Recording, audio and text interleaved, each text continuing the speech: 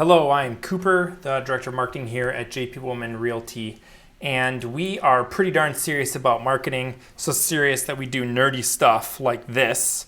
And today we're going to be doing a tier list of the top social media platforms, apps, websites that real estate agents should be using. And some of them, I'll give you a clue, you should not be using. But essentially what I'm going to do is we're going to go through and spend just a minute of time or less talking about each of these social medias that are over here. If I'm missing some or you got questions, put them in the comments, make more videos on it. We're going to rank them. The S tier, if you aren't familiar with tier lists like this, like they're a big deal and all kinds of stuff like video games and stuff like that. YouTubers love them, so we're going to do it too.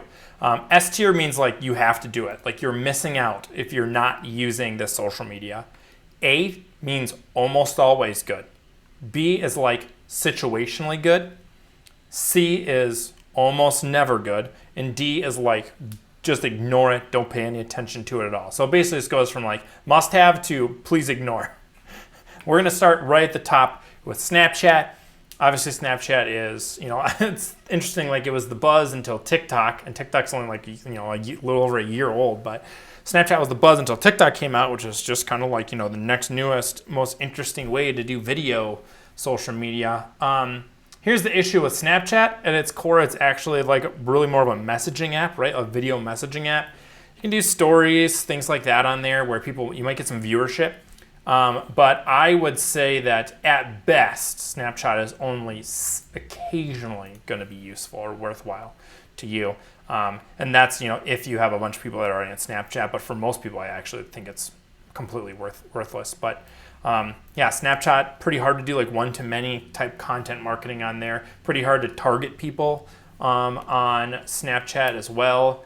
Pretty hard to get people to, go over and start using Snapchat.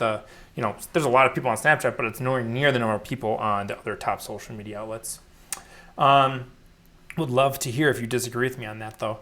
Next one, Instagram. Instagram is almost always going to be useful for real estate agents. It's a great way to stay in touch with your sphere. You're getting a little bit of a younger demographic still, but if you want to be ahead of the curve, right? Like in 10 years, the primary demographic from Instagram they're all going to be homeowners the next decade. So you really should be using Instagram because Facebook owns Instagram. It's actually really easy. Literally just Google search linking Instagram and Facebook, follow the directions, and you can one-click post to both places. So we actually recommend all of our agents link their accounts and then post literally all the same content on both Instagram and Facebook. Instagram, hands down, should be using it.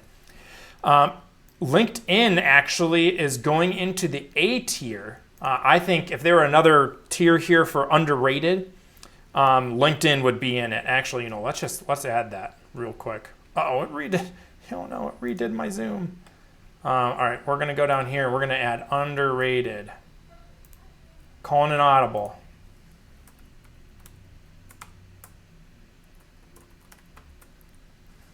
Underrated goes down here too.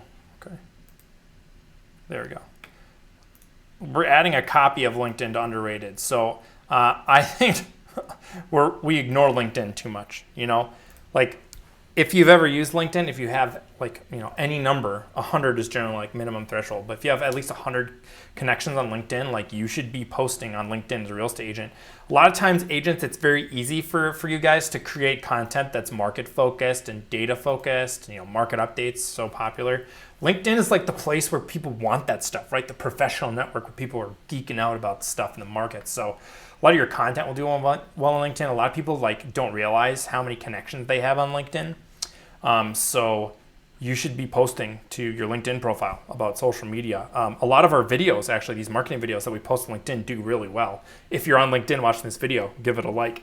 LinkedIn especially, man, if you're doing a second career, you came out of corporate America and you're doing real estate now, you probably have a huge untapped audience on LinkedIn.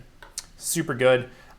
This next one, who can tell me what this one is? Put it down in the comments and you'll win a free prize. We'll do like a marketing audit for you.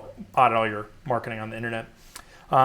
This one is the Nextdoor app. Nobody ever talks about it. Literally never heard an agent talk about it. My wife talks about it. My mom talks about it.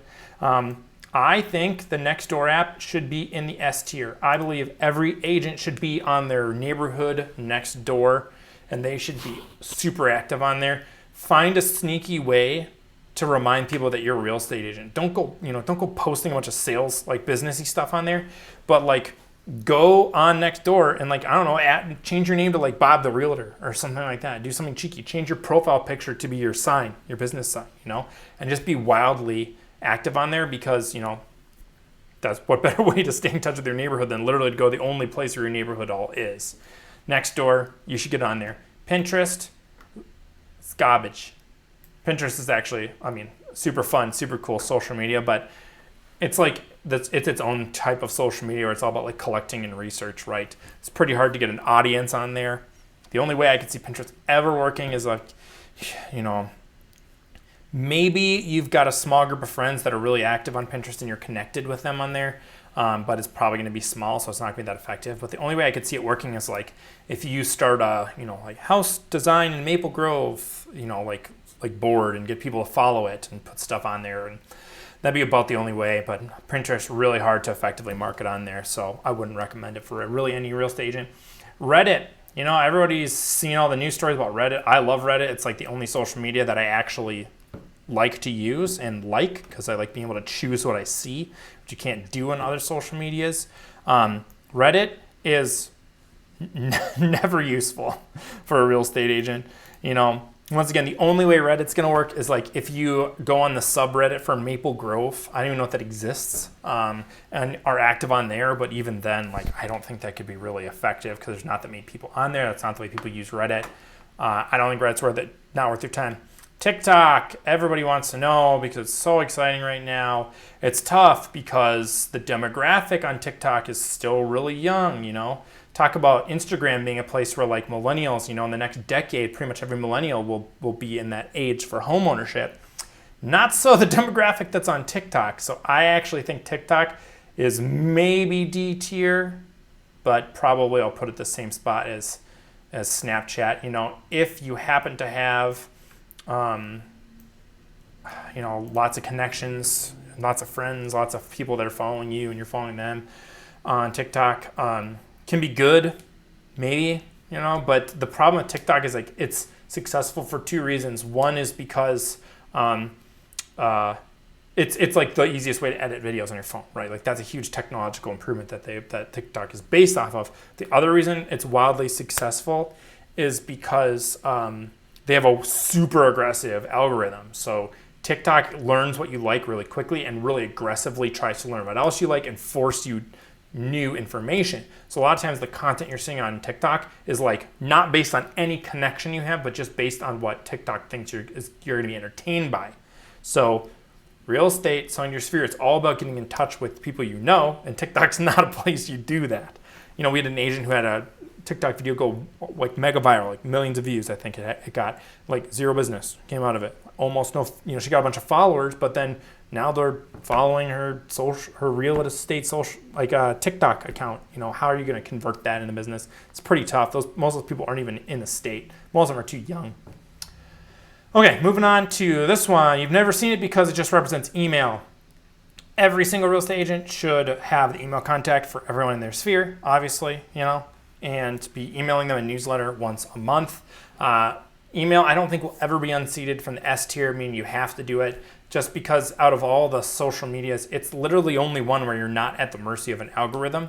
You post to Facebook, on average 20% of your page followers are going to see that post. You have no control over which 20%, right? You could post every day on there and you could have page followers that literally never see your posts because Facebook's algorithm doesn't want to show it to them.